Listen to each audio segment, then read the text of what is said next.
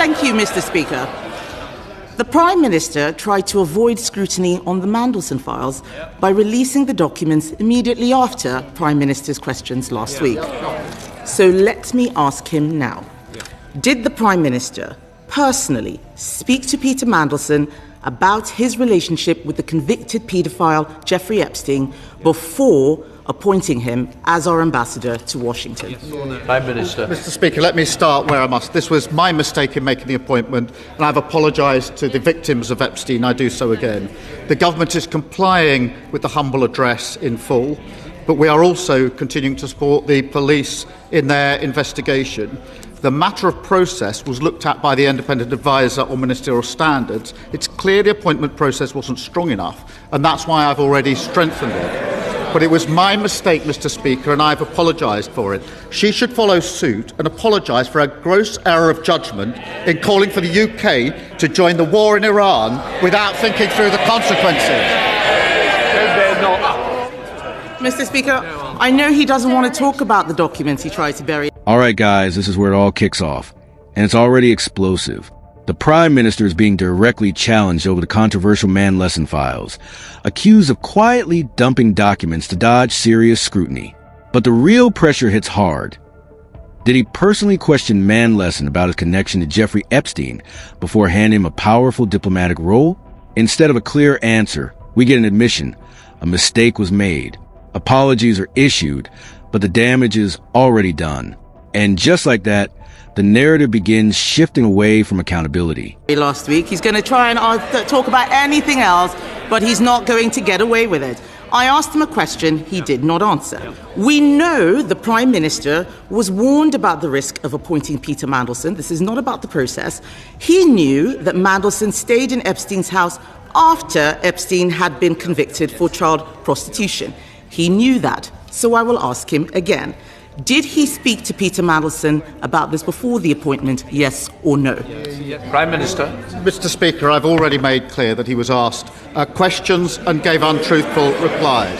The government is complying with the humble address. The process has been set out. The independent advisor has looked at it, and he said, quote, the relevant process for a political appointee was followed. Now, obviously, this is a question of my judgment, but what about her judgment? She wanted to rush into a war with Iran without thinking it through. At the weekend, Mr. Speaker, three weeks in, she said, oh, there isn't a clear plan behind the US strikes in Iran. That's the question she should have asked at the start. The decision to commit the UK to a war is the biggest decision a Prime Minister can. Listen carefully, because this is where things get intense. The opposition isn't backing down. They're calling out straight. Warnings were allegedly ignored, serious risks brushed aside, and yet the Prime Minister keeps dodging the core question. Did he speak to Mandelson or not? It's a simple yes or no, but no answer comes. Instead, the focus is deflected toward foreign policy and war decisions. Classic political maneuvering. But the pressure keeps building, because now it's not just about process.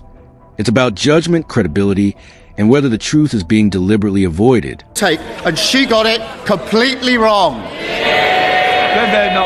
I didn't hear an answer, Mr. Speaker, and he's right, it is about his judgment. He has repeatedly told us that Peter Mandelson lied to him, but he won't tell us if he actually picked up the phone and spoke to Mandelson before appointing him. This doesn't make any sense.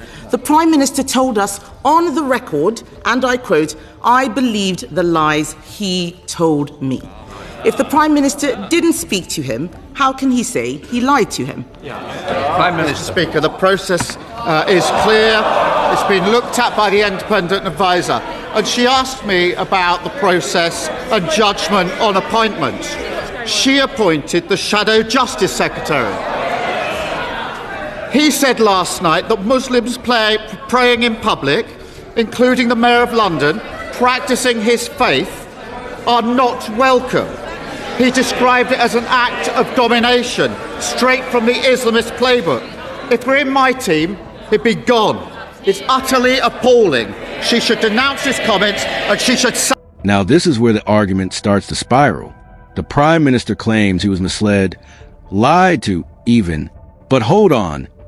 If he never directly spoke to Mandelson, how can he confidently say that? That contradiction hits hard.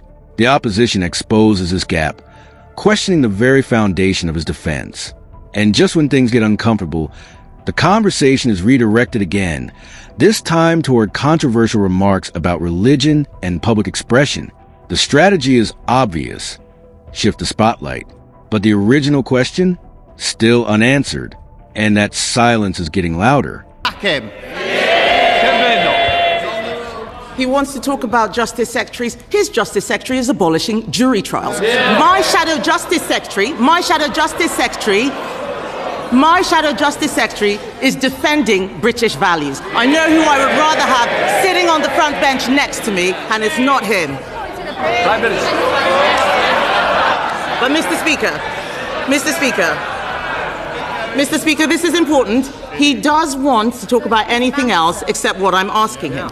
3 times I have asked him if the Prime Minister spoke to Peter Mandelson. 3 times he has refused to answer. We can only assume he did not speak to Peter Mandelson. From the documents published, we know he left the questioning of Mandelson's relationship with a convicted paedophile to 2 of Mandelson's closest friends, one of whom was also friends with a convicted paedophile. Asking those questions should have been his job. Why did he fail to do his duty? Prime Minister. Mr. Speaker, so her position is that the Shadow Justice Secretary is defending British values.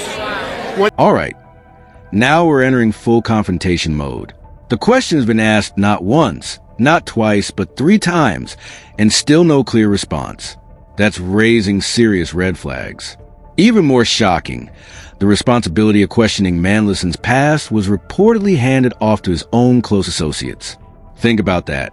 Instead of direct leadership, there's delegation on a critical issue involving national integrity. The opposition calls it a failure of duty. And honestly, it's hard to ignore. At this point, it's no longer just political drama. It's about trust at the highest level. He says Muslims praying together in Trafalgar Square are not welcome. Mr. Speaker, even Tommy Robinson, I can hardly believe I'm saying this, has said today that if the Shadow Justice Secretary had made these hateful comments 2 years ago, the Conservative Party would have kicked him out.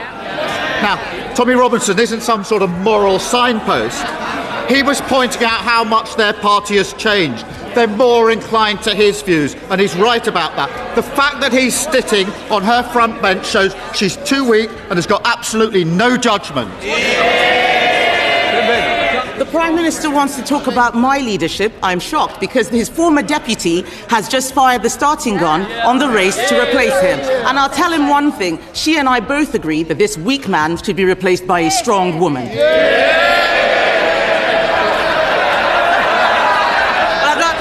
But I'm not finished, Mr. Speaker. I have too much to say to him. There is still a lot to ask. There is still a lot to ask about the Mandelson files. There's still a lot to ask. The Prime Minister knew that Mandelson had kept up a relationship with Jeffrey Epstein. And just when you think it couldn't get more chaotic, it does. The debate shifts again, this time diving into cultural tensions and controversial public statements. Accusations fly, parties clash, and the focus drifts even further from the original issue. But beneath all this noise, one thing remains crystal clear. The central question still hasn't been answered. Meanwhile, leadership itself is being challenged, with bold claims about weakness and internal power struggles. This isn't just a debate anymore. It's turning into a full-blown political battlefield. The documents released also show he'd been warned about appointing Mandelson. He claims he was lied to. Mandelson had twice been fired for dishonesty. So why did the Prime Minister believe Peter Mandelson over the vetting documents? Prime Minister. Mr. Speaker, she asked about leadership. When I see religious events in Trafalgar Square, when I see Hindus celebrating Diwali, when I see Jews celebrating Hanukkah live, when I see Christians performing the Passion of Christ, or Muslims praying, that shows the great strength of our diverse city and country. I've never heard her party call out anything other than the Muslim events. It's only when Muslims are praying. The only conclusion is the Tory party has got a problem with Muslims. Can I just say, people say, I am not responsible for the answers. I've just got to say that. Come here.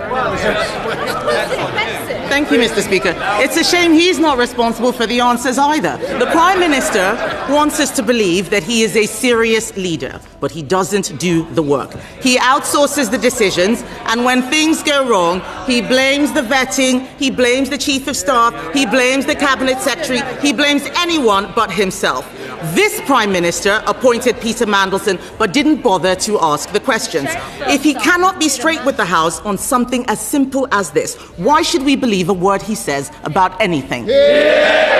Now here comes a final blow. The opposition doubles down, laying out everything. Warnings ignored, past dishonesty, questionable judgment. The Prime Minister is accused of outsourcing responsibility and avoiding direct accountability when it mattered most. And that's the core issue, leadership. If basic questions can't be answered clearly, how can anyone trust the bigger decisions? That's the message being driven home. And as this intense exchange wraps up, one thing is certain. This controversy isn't fading anytime soon. In fact, it's only just getting started.